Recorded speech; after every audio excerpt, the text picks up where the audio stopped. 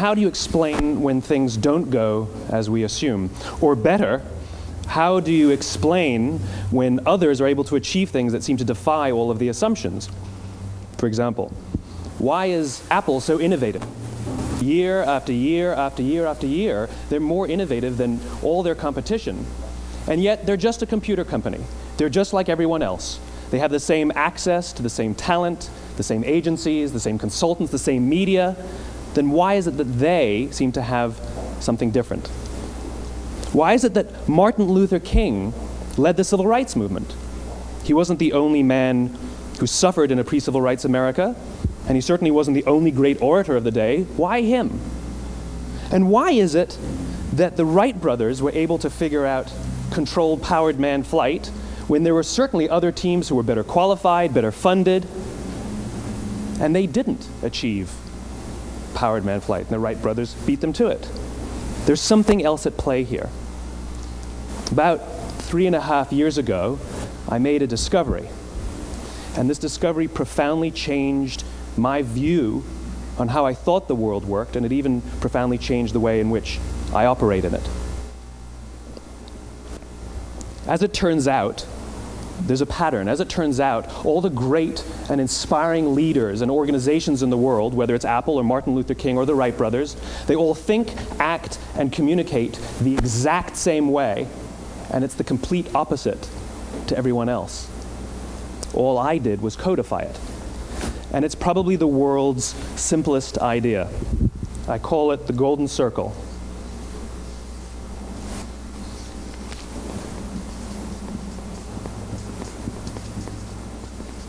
Why, how, what?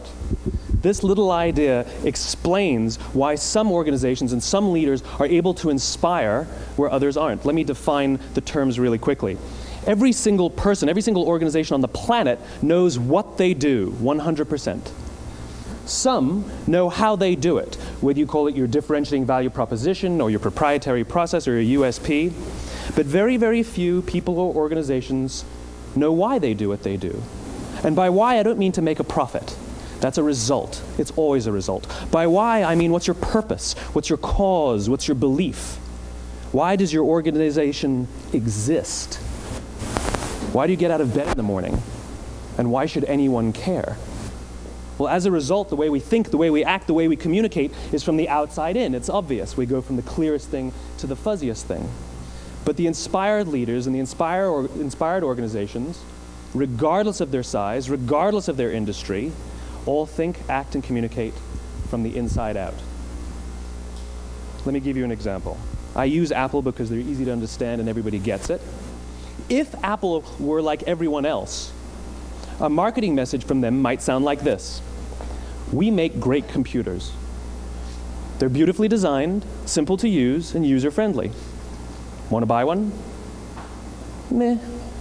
And that's how most of us communicate. That's how most marketing is done, that's how most sales is done, and that's how most of us communicate interpersonally. We say what we do, we say how we're different or how we're better, and we expect some sort of behavior, a purchase, a vote, something like that. Here's our new law firm.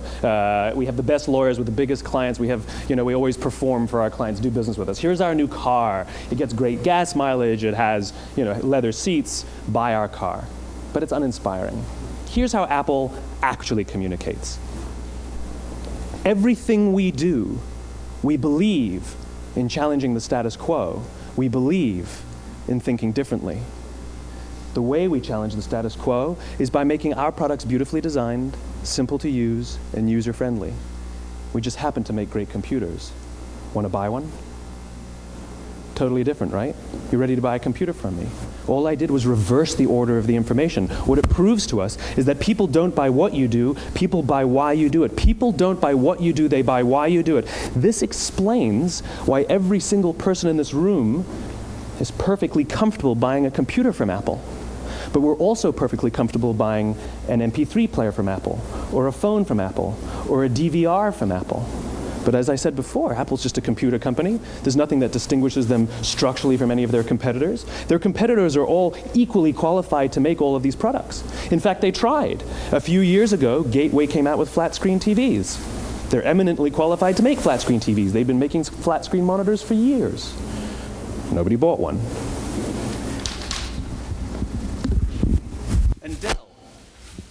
Dell came out with MP3 players and PDAs.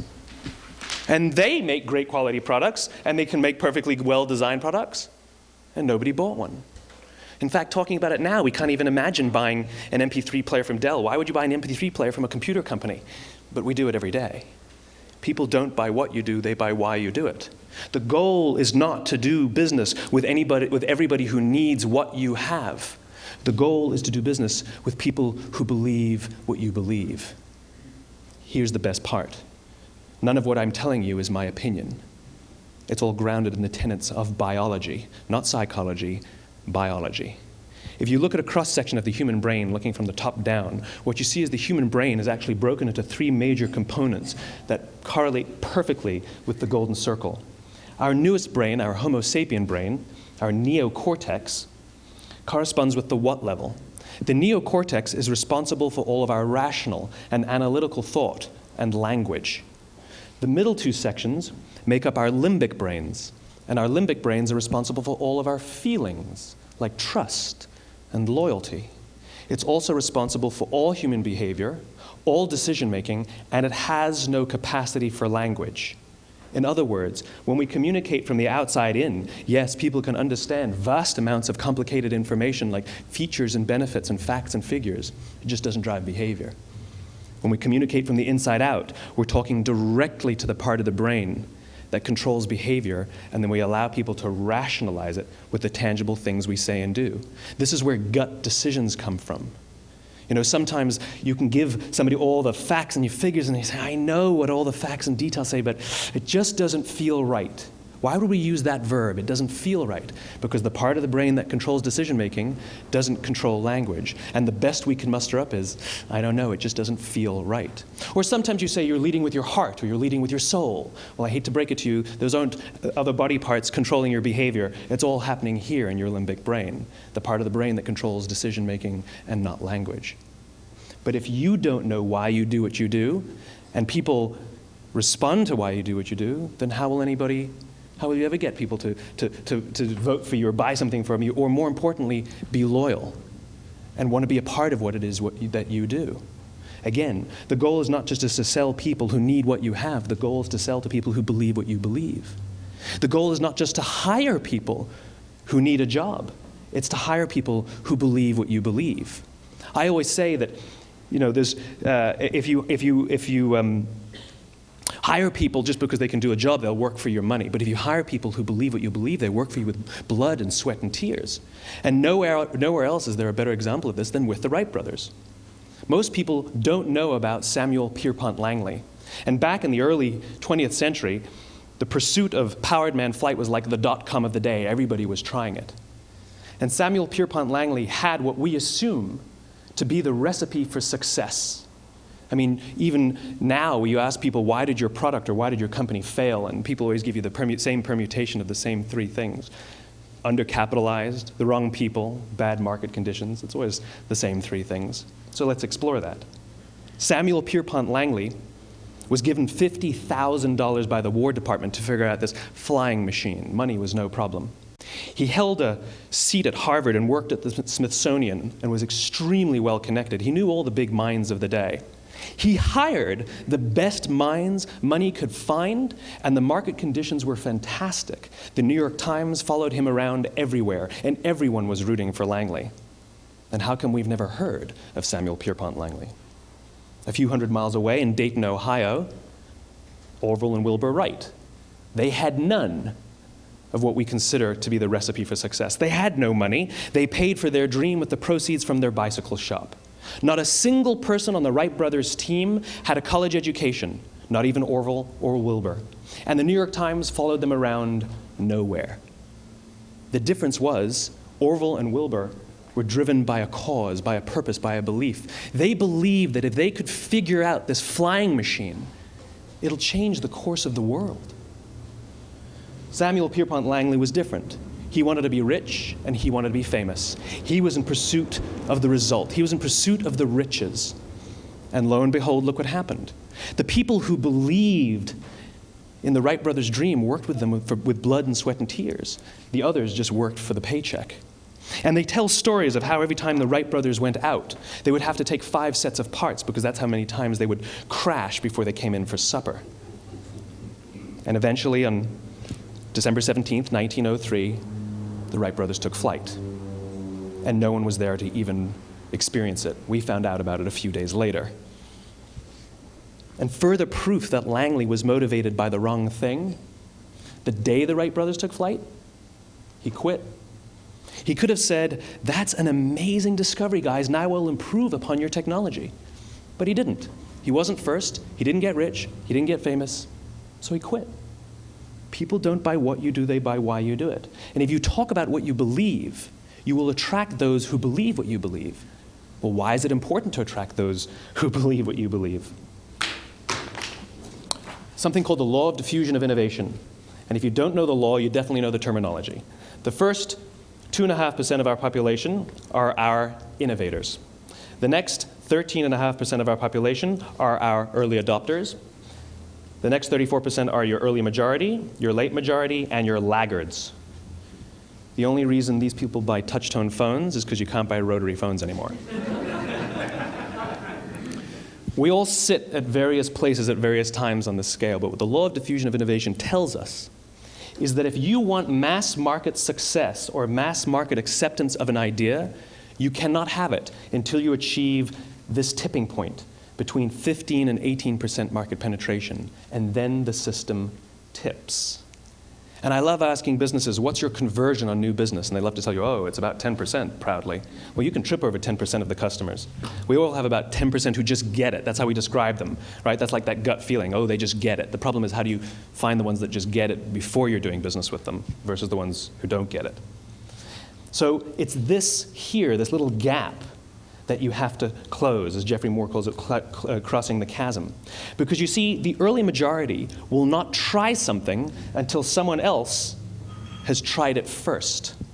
And these guys, the innovators and the early adopters, they're comfortable making those gut decisions. They're more comfortable making those intuitive decisions that are driven by what they believe about the world, and not just what product is available. These are the people who stood online for 6 hours to buy an iPhone when they first came out, when you could have just walked into the store the next week and bought one off the shelf. These are the people who spent $40,000 on flat-screen TVs when they first came out, even though the technology was substandard. And by the way, they didn't do it because the technology was so great. They did it for themselves. It's because they wanted to be first. People don't buy what you do, they buy why you do it. And what you do simply proves what you believe. In fact, people will do the things that prove what they believe.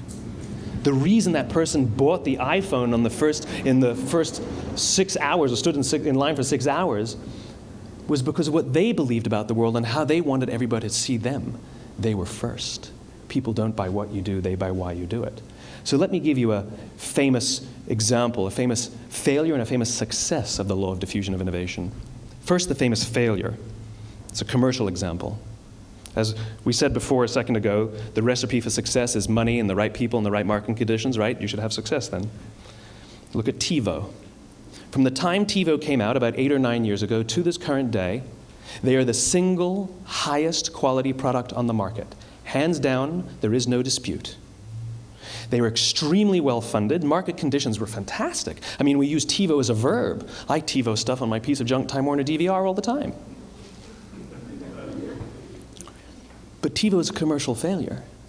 They've never made money. And when they went IPO, their stock was at about $30 or $40 and then plummeted, and it's never traded above 10. In fact, I don't think it's even traded above 6, except for a couple of little spikes. Because you see, when TiVo launched their product, they told us all what they had. They said, we have a product that pauses live TV, skips commercials, rewinds live TV, and memorizes your viewing habits without you even asking. And the cynical majority said, we don't believe you, we don't need it, we don't like it, you're scaring us. What if they had said, if you're the kind of person who likes to have total control over every aspect of your life, boy, do we have a product for you. It pauses live TV, skips commercials, memorizes your viewing habits, etc., etc. People don't buy what you do, they buy why you do it, and what you do simply serves as the proof of what you believe. Now let me give you a successful example of the law of diffusion of innovation. In the summer of 1963, 250,000 people showed up on the Mall in Washington to hear Dr. King speak. They sent out no invitations, and there was no website to check the date. How do you do that? Well, Dr. King wasn't the only man in America who was a great orator. He wasn't the only man in America who suffered in a pre-civil rights America. In fact, some of his ideas were bad. But he had a gift. He didn't go around telling people what needed to change in America. He went around and told people what he believed. I believe, I believe, I believe, he told people. And people who believed what he believed took his cause and they made it their own, and they told people. And some of those people created structures to get the word out to even more people. And lo and behold, 250,000 people showed up on the right day, on the right time to hear him speak. How many of them showed up for him? 0. They showed up for themselves. It's what they believed about America that got them to travel on a bus for 8 hours to stand in the sun in Washington in the middle of August. It's what they believed, and it wasn't about black versus white. 25% of the audience was white. Dr. King believed that there are two types of laws in this world, those that are made by a higher authority and those that are made by man. And not until all the laws that are made by man are consistent with the laws that are made by the higher authority will we live in a just world. It just so happens that the civil rights movement was the perfect thing to help him bring his cause to life. We followed him not for him, but for ourselves. And by the way, he gave the I have a dream speech, not the I have a plan speech. Listen to politicians now with their comprehensive 12-point plans. They're not inspiring anybody. Because there are leaders and there are those who lead. Leaders hold a position of power or authority, but those who lead inspire us. Whether they're individuals or organizations, we follow those who lead, not because we have to, but because we want to. We follow those who lead, not for them, but for ourselves. And it's those who start with why that have the ability to inspire those around them or find others who inspire them. Thank you very much.